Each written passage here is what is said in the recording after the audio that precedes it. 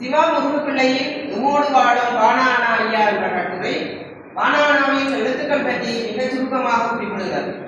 தோணியை தகழி சிவசங்கர பிள்ளையின் செம்மியோடு அவர் ஒப்பிட்டு எழுதியிருக்கிறார். இந்த கட்டுரையில் மிக அதிகமான எழுத்துப்பிள்ளைகள் இருக்கின்றன. ஆனாலும் அதை தவிர்த்து நாங்கள் அவருடைய கருத்தை உணர்ந்து கொள்ள முடிகிறது. இருகாலங்களின் கிழக்கிழங்கையின் சிறுகதை முன்னோடி வானான ராசரத்னம் என்ற கட்டுரை வானானாவின் வாழ்க்கை வரலாற்றையும் அவரது படைப்புகளையும் பற்றிய தகவல்களை தருகிறது. மைக்கேல் கொலினின் கிறிஸ்தவ இலக்கிய பார்வையில் வானானா என்ற கட்டுரை பல தளங்களில் பொதுவான கண்ணோட்டத்தில் ஆக்கங்களை படைத்தவர் வானானா. தான் சார்ந்திருந்த கத்தோலிக்க சமூகத்திற்கு அவர் என்ன செய்தார் என்ற அடிப்படையான கேள்வியை எழுப்பி அந்த கேள்வியின் ஊடாக சரியான விடையையும் அவர் தருகின்றார். வானானாவின் பேய்துறை கதை, அவரால் இயற்றப்பட்ட பாஸ்கா நாடகங்கள், மண்ணில் சமைந்த மனிதர்கள் என்ற கதை, இறுதியாக தன்னுடைய மகனை அருட்பணியாளனாக ஆகியவை கத்தோலிக்க சமூகத்திற்கு அவர் செய்த சேவைகளாக குறிப்பிடப்படுகின்றன. பாலசுமார் பொறுத்திருக்கின்ற தமிழாய் எழுத்தாய் என்று 2017 வானானா பற்றிய பாலசுமாரின் முகநூல் பதிவுகளும் அவற்றுக்கான பதிவுகள் குறித்த தொகுப்பாக இது அமைகின்றது. அனோஜன் பாலகிருஷ்ணனின் தோணி என்கின்ற கட்டுரை தோணி பற்றிய விமர்சனமாக அமைகின்றது. அவர் இறுதியாக இயல்பான முடிவு இந்த கதையில் எட்டப்படவில்லை என்ற கருத்தினை தெரிவித்திருக்கிறார். ஏன்னா முருகபூபதியின் திரும்பி பார்க்கிறேன் வானானா ராசரத்னம் என்ற கட்டுரை நான் நினைக்கிறேன் ஏறத்தாழ 10 வருடங்களுக்கு முன்னால் எழுதப்பட்ட கட்டுரையாக இருக்க வேண்டும். ஏன்னா முருகபூபதியின் அனுபவ பயிற்சாகும் இது அமைகின்றது. சில தகவல்களினுடைய பிள்ளைகள் இருந்தாலும் உதாரணமாக வானானாவுடைய இறப்பின் பின்னர் தான் அவருடைய மகளதும் மருமகனதும் இறப்பு நடந்ததாக நான் அறிந்திருந்தேன். ஆனால் அதற்கு முன்னால் இது நடந்ததாக குறிப்பிடப்பட்டிருந்தது. அந்த ஆங்கில கட்டுரையிலும் இந்த தகவலிடம் இருந்தது. அதை தவிர்த்தால் பாத்திரமான பல விடயங்களை இது சுட்டிக்காட்டுகின்றது.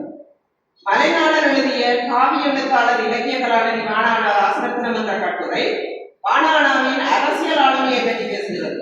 அத்துடன் அவரது தீர்த்தக்கரை ஒரு காவியம் நிறைவு வருகிறது ஆகிய இரு கதைகளையும் பற்றியும் பேசுகிறது. பேராசிரியர் சி மௌனகுருவினுடைய கட்டுரை இங்கே கிடைக்கப்பட்டிருக்கிறது. அது ஒரு முன்னுரை.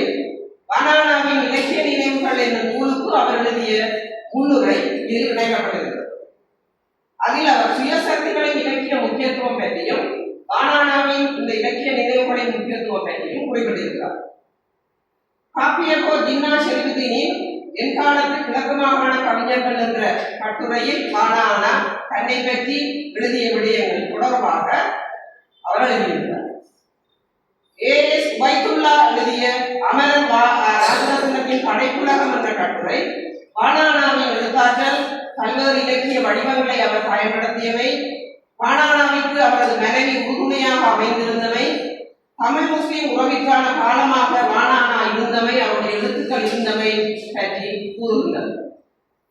செங்கதிரோடு எழுதிய வானானா ராசரத்னம் எழுதிய ஒரு காவியம் நிறைவேறுகிறது என்ற குறுநாவலும், கிழக்கின் 100 சிறுகதைகள் தொகுப்பு நூலும் என்ற கட்டுரை ஒரு கழகத்தை ஏற்படுத்தி இருக்கிறது.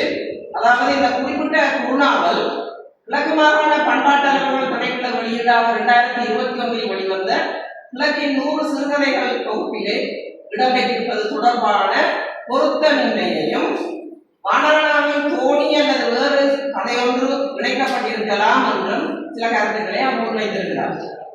அடிப்படை என்னென்றால் குறுநாவல் ஒன்று சிறுகதை தொகுப்பில் இடம்பெற்றவை பொருத்தமில்லாதது என்பதுதான் அடிப்படை வாதம். இறுதியாக வானானாவுடைய சிறந்த படைப்புகளை சேர்க்காதவர்கள் இருட்டடிப்பு செய்திருக்கிறார்கள் என்ற ஒரு குற்றச்சாட்டை முன்வைத்திருந்தார்.